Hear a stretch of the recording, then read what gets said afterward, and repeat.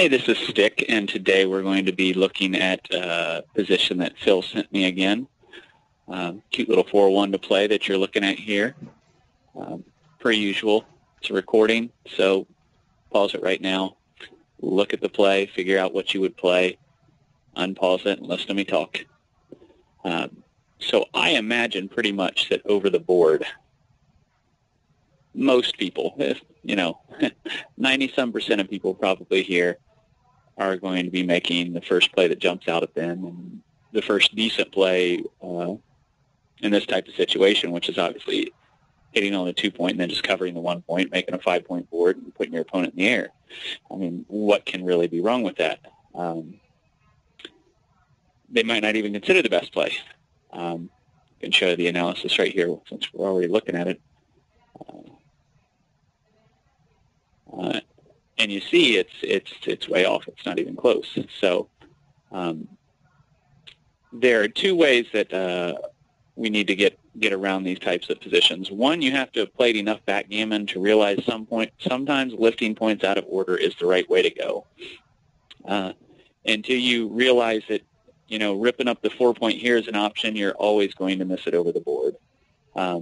This is kind of tough to get through your head. I had the same problem when I was learning it until it came up enough times that I'm like, oh, I might want to keep my position flexible enough, and without any bad numbers, I might want to rip the points up out of order if, other criteria are met.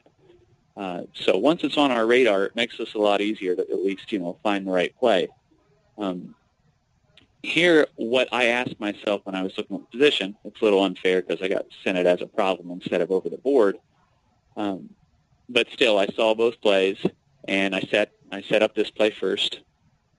Set up this play, and the biggest drawback to me was that I noticed right away that it's a play that's going to win more gammons, but it's not going to win many more gammons. And, the reason is, so we still have a lot of work to do to get a gammon here, and this guy is pretty close to home over here. And he can already come in on our 5-point board, and this isn't exactly a speed board or anything we're going to be bearing off real quickly with. So we're not going to win a lot of gammons with this play. The second thing I looked at, obviously, was bad numbers. This is going to create bad numbers for us right away. It's going to give us bad 6-6, bad 5-5 next turn, bad 6-4, a bad 5-4. That's 6 numbers already. So it's creating quite a lot of bad numbers where, obviously, in a position where getting hit will cost us the game, basically because we'll get cubed out in most of those. So it leaves some bad numbers, and it just doesn't jack up the gammons that much. So if we were able to see the other play, ripping 2 off, we look at this, and then I would go through all the numbers, which I did. It's pretty easy to get through them all here. And if you go through all the numbers, you will see there are no numbers that leave a shot next turn. That's especially good, again, because of the position of this outfield checker. This outfield checker for black's close to home. So we make this play here where we lift up the 4-point. Black this turn is going to obviously play this checker inside and maybe shuffle this checker on the 6-point for the most part. The only time he'll run is probably with double 6s, double 5s, and I've looked afterwards, but I was wondering with, the big 6s whether he stays or whether he goes. Because it doesn't make a lot of sense to stay when there's nothing that's going to leave a shot next turn. Also, if he's going to probably have to break his board or run the next turn anyways. It's pretty close with 6-5 and 6-4. XGR plus, say he should stay, but it's not a big deal either way. So human may even run in those situations. But anyway, so we lift up the 4-point, take the man off. We're completely safe next turn. Black's going to play in his inner board. So he's going to come in and kill a spare. And now next turn we play safe however we play. Just depends what the dice give us. And then black is either going to do, one of a couple things. He might roll a 6 or double 5s and have to run.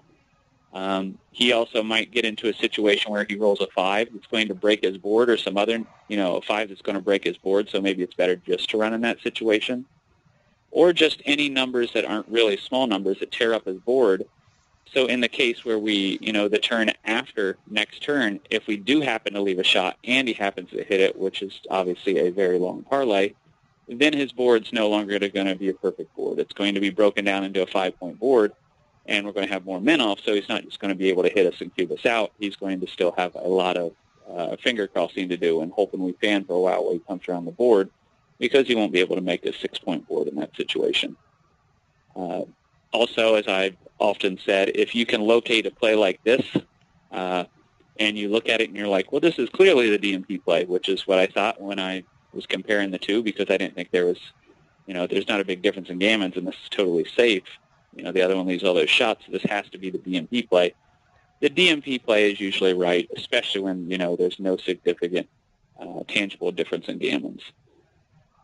So from this position, I did wonder, though, where it might be right to hit and cover, because there's got to be a point where we do get more gammons. So I just took this outfield checker, and the first spot that I threw it, I forget whether I threw it on the 9-point or the 8-point, but that's where I was thinking the gammons would be jacked up enough to maybe do it. I remember now that it's on the 8-point, but I don't know which one I started with out there. So on the 8-point, if you throw it out there, you see it does actually inch ahead that hitting and making the point, because now you see the breakdown of the gammons. There's a 9% difference in gammons, whereas before it was just like a couple percent. So there's a big significant difference in the gammons once this checker has a lot farther to travel around the board to save the gammon when we get there. So those are the things really to keep in mind. Again, you have to be able to pick the play out that even exists. That is hard to do in positions like this. And then, again, if there's very little gammons, look for the DMP play. If you noticed, again, that lifting it up was the DMP play here, it would have led you in the right direction.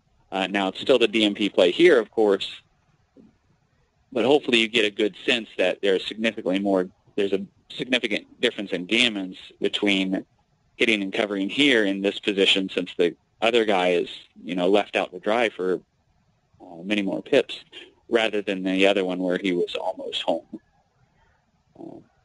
And that's about it. Hope you enjoyed it. Thanks.